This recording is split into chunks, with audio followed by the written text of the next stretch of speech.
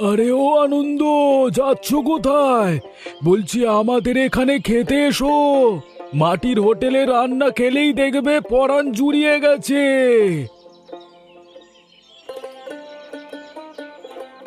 হ্যাঁ গো গোপাল দাদা, আমাদের এখানেই তো আসছিলাম, মানে তোমাদের এখানেই আসছিলাম। তোমাদের এখানে রান্নার মতো অন্য কোথাও রান্নার স্বাদ আমি পাই না। ঢং দেখলে আর বাঁচি না। এই অস্বাস্থ্যকর হোটেলে কারা যে খেতে আসে! কি হচ্ছে কি বিক্রম? দেখতে পাচ্ছিস না দোকানে খদ্দের এসেছে? খদ্দেরের সামনে এসব কি ধরনের কথা হচ্ছে? হ্যাঁ, আমার আর কি দোষ? আমি উচিত কথা বললেই দোষ হয়ে যায়? আমি কি একটা কথাও মিথ্যে বলি? মিথ্যে না বললেও এইখানে তোর কোনো কথা বলবার দরকার নেই। সারাদিন হোটেলে বসে কোনো কাজ করিস না, শুধু উল্টোপাল্টা কথা বলিস। দেখো বিক্রম, তোমাদের হোটেলে কারা খেতে আসে না আসে জানি না, তবে যারা আসে তারা ভেবেচিন্তে আসে। হোটেলের খাবার কোনোভাবেই অস্বাস্থ্যকর নয়, তাই না? তোমরা তো শহরের মানুষ না, তাই শহরের ভাবগতি কিছুই বোঝো না, তাই এসব বলো। যখন শরীর খারাপ হবে তখন বুঝবে। আর একটা কথা বললে তোকে এখান থেকে বের করে দেবো আমি। তাড়াতাড়ি ঘরে যা বলছি। কালকে থেকে তুই আর হোটেলে আসবি না। বইয়েই গেছে আমার হোটেলে আসতে। আমি তো চাই যেন আমাকে আর না আসতে হয়। গেলাম আমি। থাকো তুমি তোমার মাটির হোটেল নিয়ে।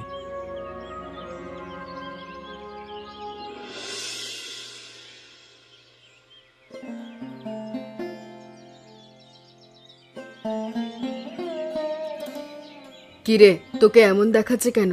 আজকে কি বেশি কষ্ট করেছিস নাকি? আমি আর এই গ্রামেই থাকবো না, তোমাদের বাড়িতেই থাকবো না। কেন রে, কি হয়েছে? নিশ্চিত তোর বাবার সাথে আবার ঝগড়াঝাটি করেছিস। ঝগড়াঝাটি তো হয়েছে। ঝগড়াঝাটি তো প্রত্যেক দিনের ব্যাপার স্যাপার। তুমি জানো না তোমার স্বামী কেমন? আমি জানি তোর বাবা কেমন, আর এটাও জানি তুই কেমন। নিশ্চয়ই তুই কোনো উল্টোপাল্টা কিছু করেছিস। উল্টোপাল্টা কিছু করলেই বাকি? আমি শুধু বলেছি এই হোটেল চালানোর দরকার নেই। তুমি বলো মা, এই মাটির হোটেলের রান্না এখন আর মানায়? সেই ছোটবেলা থেকে তোকে বড় করেছি এই মাটির হোটেলে রান্না বান্না করে, আর তুই এখন বড় হয়ে এসব কথা বলছিস? বলবো না তো কি করবো মা? শহরের মানুষ কত বড় বড় হোটেল বানায় তুমি জানো? আমি তোমাদেরকে বলছি চলো শহরে। চুপ কর তুই, এবার একটু বেশি বেশি হয়ে যাচ্ছে। আমরা তোকে বলেছি আমরা শহরে যাব না, কোনোভাবেই না। কিন্তু কেন মা? শহরে গেলে কি এমন হবে? শহরে গেলে আমরা ভালো খেতে পারবো, ভালো জায়গায় থাকতে পারবো, বেশি টাকা উপার্জন করতে পারবো। এই হোটেল হলো আমাদের অহংকার। সারা গ্রামের লোকজন আমাদের হোটেলের রান্নার কত প্রশংসা করে। করলে করুক, তোমরা যদি যেতে চাও তাহলে যাবে, না যেতে চাইলে যাওয়ার দরকার নেই, আমি একাই যাব। তুই এখানে এভাবে দাঁড়িয়ে আছিস যে? আরে ব্যাগপত্র নিয়ে কোথায় যাচ্ছিস? আমি শহরে যাচ্ছি বাবা। তোমাদেরকে শেষবারের মতো আমি বলতে এসেছি, তোমরাও আমার সাথে চলো। তোমাদেরকে এখানে একা রেখে যেতে আমার ভালো লাগছে না। তুই শহরে যাচ্ছিস, কিন্তু কার কাছে জিজ্ঞেস করে যাচ্ছিস? আমাদের অনুমতি নিয়েছিস? মাসের পর মাস শহরের কথা বলতে বলতে আমি ক্লান্ত হয়ে গেছি। আর কত অনুমতি চাইবো? আমার আর অনুমতি নেওয়ার প্রয়োজন নেই। কিন্তু তুই আমাদেরকে ছেড়ে এভাবে চলে যাবি? তোকে ছাড়া আমার আর তোর মায়ের কি আছে বলতো? আমি তো সেটাই বলছি, তোমরা আমার সাথে চলো। আমরা শহরে গিয়ে ভাগ্য বদলাবো। সব জায়গায় ভাগ্য বদলানো যায় না। আমরা যেমন আছি তেমনই অনেক ভালো আছি। একটু বোঝার চেষ্টা কর। অনেক বুঝেছি বাবা, আর এটা বুঝে বের করেছি এই মাটির হোটেল আমার সাথে যাচ্ছে না। একদিন এমন সময় আসবে যে তুই এই মাটির হোটেলের জন্য কান্নাকাটি করবি, কিন্তু সেটা তুই কোনোভাবেই আর পাবি না। আমি একবার যদি এই গ্রাম থেকে বের হতে পারি আর শহরে যেতে পারি, আমি আর মাটির হোটেলের আশেপাশেও আসবো না। সারা জীবন শুনতে হয়েছে আমাকে। কিন্তু আমাদেরকে ছেড়ে এভাবে যাস নে বাবা, যাস নে। দাঁড়া দাঁড়া। তাহলে তুই বলছিস তুই একেবারে শহরের জন্য চলে এসেছিস, তাই তো? তোকে সেই কবে থেকে আসতে বলেছিলাম। কি করব বলো, বাবা মায়ের জন্যই তো দেরি হয়ে গেল। বাবা মা কোনোভাবেই আসতে চাইছে না। এখন যে তুই চলে এলি, তোর বাবা মা তোকে কিছু বলেনি? বলছে তো, আসতেই দিতে চাইনি। আসার সময় মায়ের কাছে না বলেই চলে এসেছি। এছাড়া আর কোনো উপায় আমার হাতে ছিল না। যাই হোক, একবার যখন চলে এসেছিস, এবার আর তোর কোনো চিন্তা নেই। এবার টাকা উপার্জন করে বাড়িতেও পাঠাতে পারবি। কিন্তু এইভাবে তোর কাছে চলে এসেছি, তোর আবার সমস্যা হবে না তো? আমার আবার কি সমস্যা হবে? তুই আমার বন্ধু মানুষ, তুই আমার কাছে থাকবি, তাতে আবার এমন কি বা হলো? তাহলে ভাই আমি তো শহরের কিছু চিনি না, আমিও হোটেল খুলতে চাই, তুই সমস্ত কিছুর ব্যবস্থা করে দে না। সেই ব্যবস্থা তো আমি করেই দেব, কিন্তু তাতে তো অনেক টাকা পয়সার দরকার। টাকা পয়সা নিয়ে চিন্তা করিস না, আমার কাছে বেশ কিছু টাকা রয়েছে, যদি আরও লাগে আমি শহরে অন্য কাজ করে টাকা জমিয়ে নেব। ঠিক আছে, তাহলে তুই তাই কর, টাকা বেশ ভালো পরিমাণে লাগবে। তোকে অনেক ধন্যবাদ ভাই, তুই বন্ধু হয়েও আমার ভাইয়ের মতো কাজ করেছিস, তোর মতো বন্ধু বাবা ভাগ্যের ব্যাপার। কি যে বলিস না তুই, এখন হাত মুখ ধুয়ে নে, আমি তোর জন্য কিছু খাওয়া দাওয়ার ব্যবস্থা করছি।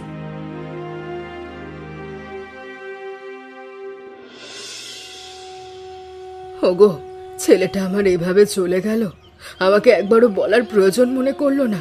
আমি কি ওর এতটাই পর? পর নয় সাবিত্রী, তোমার সামনে দাঁড়িয়ে যাওয়ার কথা বলতে পারবে না বলেই তো তোমার কাছে বলে যেতে পারেনি। যাওয়ার আগের দিন রাতেও আমি ওকে কত কিছু বলেছি, সেসব নিয়েই ছেলেটা চলে গেল। তোমাকে বলতে পারলো, অথচ আমাকে বলতে পারলো না। কি আর করবে, তোমার ছেলের শহরে যাওয়ার শখ হয়েছে, তাকে কি আর এভাবে ঘরে বেঁধে আটকে রাখতে পারি আমরা? ছেলেটা যাওয়ার পর থেকে হোটেলে কেমন ভিড় কমে যাচ্ছে, মানুষজনও নেই, বেচাকেনাও নেই। তোমার ছেলে যাই বলতো না কেন, এই হোটেল তো ও নিজেই সামলে রাখতো। আমারই হয়তো ভুল হয়েছিল তোমার ছেলের কথা না শুনে। এমন কথা বলো না গো, সেই প্রথম থেকেই মাটির হোটেলটা চালিয়ে আসছি আমরা, এভাবে কিভাবে বাদ দিতে পারি বলো? সেটা তো তোমার ছেলের বোঝা উচিত ছিল, কিন্তু তোমার ছেলে তা বুঝলো না। তুমি দেখো, ও শীঘ্রই আমাদের কাছে ফিরে আসবে। ওই শহরে ওর মন কোনোভাবেই টিকবে না। সেটাই যেন হয় গো, আমাদের আদরের ধন আমাদের বুকে ফিরে এলেই হয়। বিক্রমটা চলে এলেই দেখবে আমাদের হোটেলে আবার আগের মতো বেচা কেনা হচ্ছে। ওগো ওগো, আমার তো জ্বর আসেনি, তুমি কি সেই কখন থেকে বসে বসে মাথায় জলপট্টি দিচ্ছ? এগুলোতে কিচ্ছু হবে না।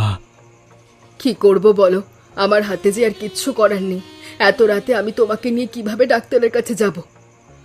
ডাক্তারের কাছে যাব বললেই তো আর হয় না, টাকা পয়সার প্রয়োজন আছে। হোটেলে বেচা কেনা নেই, হাতে টাকা পয়সাও নেই। এখন এই অবস্থায় বিক্রমটা সে কত দূরে।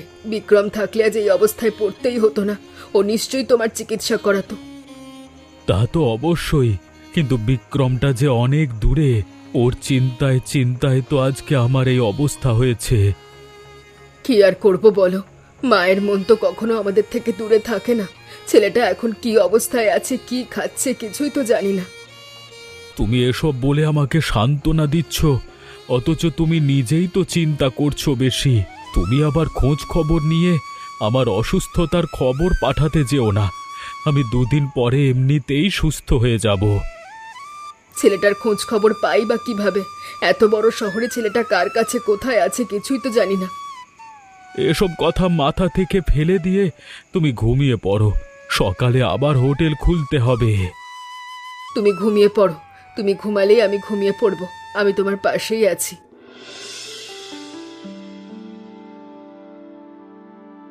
বিক্রম, তোর বাবা নাকি খুবই অসুস্থ, আনন্দ কাকা আমাদেরকে খবর পাঠিয়েছে। কি বলিস তুই?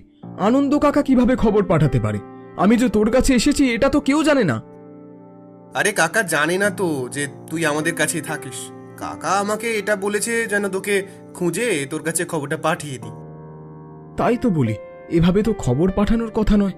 কিন্তু বাবার কি হয়েছে? হঠাৎ করে বাবা অসুস্থ হলো কিভাবে? বললো তো কি এক অসুখ হয়েছে তোর বাবার, তোর চিন্তায় চিন্তায় আরো অসুস্থ হয়ে পড়েছে। তাহলে চিকিৎসা করাচ্ছে না কেন? মা তো বাড়িতেই আছে, চিকিৎসা করালে তো বাবা সেরে উঠবে। চিকিৎসার মতো পয়সা তোর বাবার হাতে নেই। তুই আসার পর থেকে হোটেলটা তেমন আর চলছে না, বেচা কেনা হচ্ছে না বলে হাতে পয়সাও থাকছে না। তাহলে ভাই আমাকে বাড়ি যেতে হবে, আমি আর এখানে থাকতে পারবো না। যদি বাবা সুস্থ হয় তাহলেই ফিরে আসতে পারবো। কিন্তু এদিকে যে তোর হোটেল খোলার সমস্ত কিছু ঠিকঠাক হয়ে গেছে। ওই মাটির হোটেলের থেকে এই হোটেলটা আমার কাছে প্রয়োজনীয় বেশি ছিল, কিন্তু এই হোটেলের থেকে আমার বাবার জীবন আমার কাছে বেশি গুরুত্বপূর্ণ। ঠিক আছে ভাই, তাহলে তুই যা, যদি সম্ভব হয় তাহলে তুই ফিরে আসিস। বাবা, ও বাবা, কোথায় তুমি? কি হয়েছে তোমার? তুমি অসুস্থ হলে কিভাবে? বিক্রম, বিক্রম, তুই এসেছিস। আমি জানতাম বাবা তুই নিশ্চয়ই ফিরে আসবি। তুই আমাকে ছেড়ে এভাবে দূরে থাকতে পারবি না। কি হয়েছে বাবা? তুমি তুমি এভাবে অসুস্থ হয়ে এভাবে বিছানায় পড়ে আছো কেন? তুমি ডাক্তার দেখাচ্ছ না কেন? ডাক্তার কিভাবে দেখাবো রে? আমাদের হাতে যে টাকা পয়সা নেই। তুই চলে গেলি আর আমাদের উপার্জনও কমে গেল। কিন্তু হোটেলটা তো তুমি চালাতে বাবা। আমি চলে যাওয়ার পর তোমাদের এমন কি হলো যে হোটেলটা চালানো বন্ধ হয়ে গেল? জানি না রে বাবা, কিচ্ছু জানি না। এখন তো তোর মা একাই হোটেলটা চালাচ্ছে। মা কোথায়? মা এখনো বাড়িতে ফিরলো না কেন? মা তোমাকে এই অবস্থায় রেখে হোটেল চালাতে গেছে? হোটেল না চালালে 2 পয়সা উপার্জন হবে না। ঘরে খাবারও খেতে পারবো না। না খেয়ে দুজনকে মরতে হবে। আমার ভুল হয়েছে বাবা। আমি আর শহরে যাব না। তোমাদেরকে দেখে আমি এখন থেকে এখানেই থাকবো, তোমাদের সেবা করব। আমরা জানতাম তুই আবার ফিরে আসবি আমাদের কাছে। তোকে ছাড়া আমাদের চলে নাকি? আর আমাদের ছাড়াও তো তোর চলে না। হ্যাঁ বাবা, আমি আর শহরে যাব না। এবার থেকে এখানেই থাকবো। তোমার হোটেলটা আমি চালাবো, যতই কষ্ট হোক না কেন। তোর কথা শুনে আমি খুব খুশি হয়েছি, কিন্তু তুই এসেছিস এটাই অনেক। তুই শুধু আমাদের কাছেই থাক। বিক্রম, তুই এসেছিস। তোর তেমন কাজবাজ করতে হবে না রে। তুই শুধু বসে থাক, দেখ খদ্দেরের কি লাগবে না লাগবে। মা, তোমরা এই হোটেলটা বাদ দিতে না পারো। এই হোটেলটা আরেকটু বড় করলেও তো পারো, তাতেও তো অনেক লাভ হয়। ঘরে খাবারের মতো পয়সা নেই, আবার হোটেল বড় করব। তাছাড়া আমাদের জায়গাও নেই। এই ছোট্ট হোটেলে কিভাবে কাজবাজ করা যায়? খদ্দের আসলে তাদেরকে বসতে দেওয়া যায় না, খেতে দেওয়া যায় না। এভাবে রেগে যাচ্ছিস কেন বাবা? সে আগে থেকেই তো এই হোটেলটা আমরা চালিয়ে আসছি। কোনোভাবে সামলে নিলেই তো হয়। তোমরা আছো সেই ছোট লোকই মন মানসিকতা নিয়ে। একটু বড় হোটেল চালাবে, ভালো উপার্জন হবে, আমরা একটু বড় লোক হব। বড়লোক হওয়ার থেকেও খেয়ে পড়ে বেঁচে থাকাটা অনেক শান্তির। হয়েছে মা, তুমি আর এসব কথা বলো না। এসব কথা শুনতে আর ইচ্ছে করছে না। তুমি যাও, গিয়ে রান্নার দিকটা দেখো। হ্যাঁ রে, যাচ্ছি। রান্নার দিকটা প্রায় হয়ে এসেছে। তুই এখানে বস। তুই শুধু আমাকে বলবি আর কি চাই, কেমন? ঠিক আছে, ঠিক আছে। এখন যাও তো যাও। আমাকে একটু একা বসে থাকতে দাও, আমি একটু বিশ্রাম নেব। আরে বিক্রম দাদা, তুমি তো দেখছি শহর থেকে চলে এসেছো। শুনলাম তুমি নাকি শহরে গিয়েছিলে। কি করলে ওখানে গিয়ে? শহরে গিয়ে কি করছি না করছি সেটা তোমাকে জানতে হবে না। তোমার বলো কি চাই, কি করতে এসেছো এখানে? আরে বাবা, এত রেগে যাচ্ছ কেন? আমি তো এখানে খেতে এসেছি। তুমি আমাকে ভাত মাছ দাও তো। ঠিক আছে, তুমি বসো, আমি দিচ্ছি।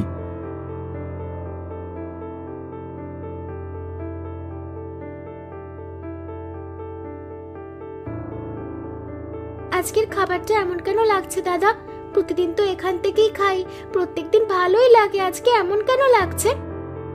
সেটা আমি কিভাবে বলবো? আজকে তোমার মুখে কেমন স্বাদ লাগছে সেটার জন্য আমি দায় নাকি? তুমি এভাবে রেগে কেন যাচ্ছ? আমি তো খারাপ কিছু বলিনি। আমি শুধু জিজ্ঞাসা করেছি আজকের স্বাদটা এমন কেন। আরে বাবা, বড্ড জ্বালা যন্ত্রণা তো।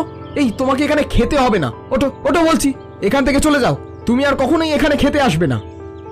তুমি আমার সাথে এমন করে কেন কথা বলছো? আমি এখানে টাকা দিয়ে খেতে এসেছি, বিনামূল্যে তো খেতে আসিনি। লাগবে না তোমার ওই টাকা।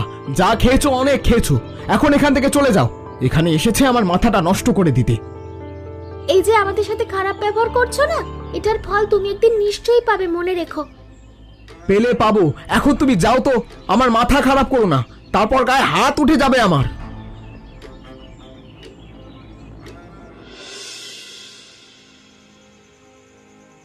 কি রে বিক্রম, তোর কি হয়েছে? তোর চোখ মুখ এমন দেখাচ্ছে কেন বাবা? হোটেল চালাতে তো তোর বেশি কষ্ট হচ্ছে নাকি?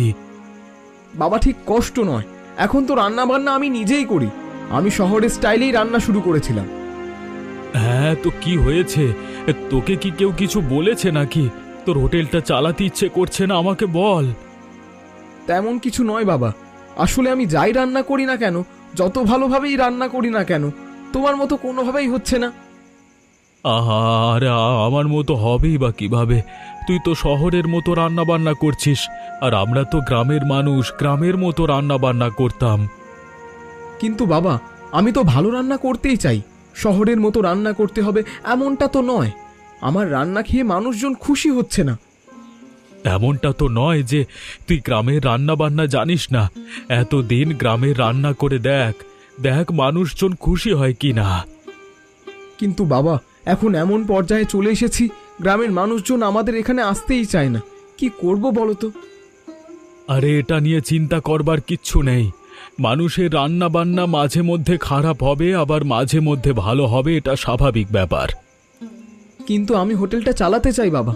গ্রামের মানুষজন ভাবছে আমি রান্না বান্না পারি না, কিন্তু আমি তো পারি। আমি হোটেল চালিয়ে দেখিয়ে দিতে চাই। তাহলে একটা কাজ কর, তুই গ্রামে রান্না বান্না শুরু কর, দেখ চলে কিনা। তারপরেও যদি তোর মনে হয় তুই শহরে রান্না করবি তো করবি। ঠিক আছে বাবা, আমি তাই করব। বাহ বিক্রম, আজকে এত পদ রান্না হয়েছে। মাছ, মাংস, ডাল, শাকসবজি, এত কিছু কি রান্না করেছে? গোপাল চলে এসেছে নাকি? না গো কাকা, বাবা তো অসুস্থ এখনো। এই সব কিছু আমি নিজেই রান্না করছি নিজের হাতে। তুমি খেয়ে বলো তো কেমন হয়েছে। তুই রান্না করেছিস? গ্রামের সবাই তো বলা বলি করছে তুই নাকি শহরের মতো রান্না বান্না করিস। সেটা আগে করতাম, কিন্তু এখন ভাবলাম বাবার মতোই রান্না বান্না করে দেখি। তুমি একটু খেয়ে দেখো না বাবার মতো হয়েছে কিনা। তুই যখন এত ভালোবেসে রান্না করেছিস, অবশ্যই তোর বাবার মতো হবে। তার আমি খেয়ে দেখছি।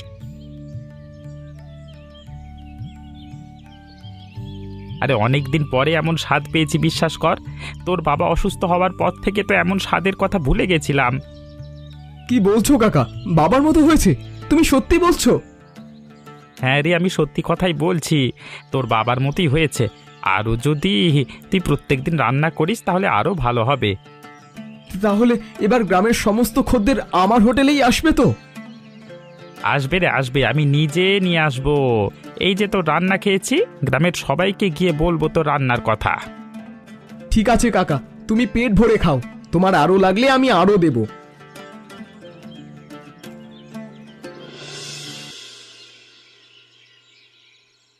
কি গো গিন্নি, হোটেলের সামনে এত ভিড় কিসের? হোটেলে আবার কোনো গন্ডগোল হয়েছে নাকি? বিক্রম কোনো গন্ডগোল করেছে? তা তো বলতে পারছি না, কিন্তু ভিড় দেখে তো তেমনটা মনে হচ্ছে না। ঝামেলা হলে সবাই চিৎকার চেঁচামেচি করতো।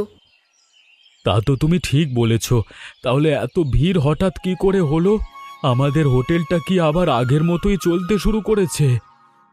আমার কিন্তু সেটাই মনে হচ্ছে। বিক্রম কিন্তু বলেছিল তোমার মতোই ভালো রান্না বান্না করে সবাইকে দেখিয়ে দেবে, আর এই হোটেলও ভালোভাবে চালাবে। তাহলে আমাদের ভাবনাটাই সঠিক গো। নিশ্চয়ই বিক্রম এমন কিছু করেছে যার জন্য হোটেলে অনেক ভিড় জমেছে। তাহলে বিক্রম অবশেষে আমাদের হোটেলের হাল ধরল, আমাদের হোটেলের মূল্যটা বুঝতে পারল। সেটা কি আর সাধে? গ্রামের মানুষজন ওর আত্মসম্মানে আঘাত করেছে, তাই ও সবাইকে দেখিয়ে দিয়েছে ও নিজেই পারে। আমার ছেলেটার সারা জীবন এই ব্যবসা করার ইচ্ছে ছিল, শুধুমাত্র মাটির হোটেল বলেই এখানে ব্যবসা করতে চাইনি। এবার দেখবে ও নিজেই এখানে হোটেল খুলে বসেছে, পাশাপাশি আমাদের এই হোটেলটাও বড় করেছে। চলো চলো, আমার আর তর সইছে না, আমরা সামনে গিয়ে একটু দেখি।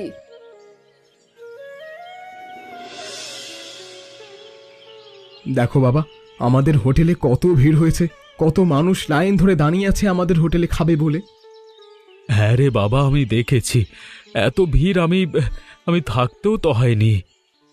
বাবা, আমি হোটেলে তোমার রান্নার পাশাপাশি শহরের রান্নাও কিছুটা রেখেছি, যার কারণে এতটা ভিড় হচ্ছে। অনেক ভালো করেছিস রে।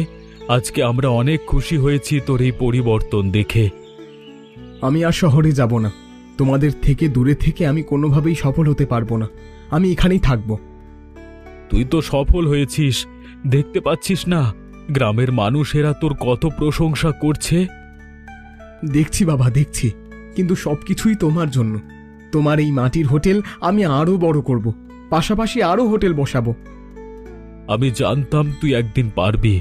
তোর প্রতি সেই বিশ্বাস আমার ছিল। আমরা সবাই তোর পাশে আছি রে। তোমরা এভাবে দাঁড়িয়ে আছো কেন?